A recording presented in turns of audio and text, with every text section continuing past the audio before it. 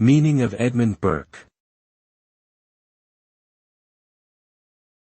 Edmund Burke. Edmund Burke. Edmund Burke. Edmund Burke.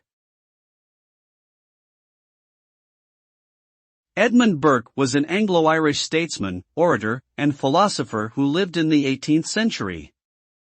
He is best known for his political writings and speeches, which emphasized the importance of tradition, established institutions, and gradual reform rather than radical change.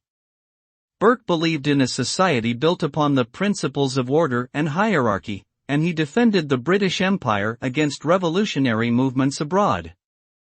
His ideas have had a lasting impact on conservative political thought, and he is often considered to be one of the founding fathers of modern conservatism.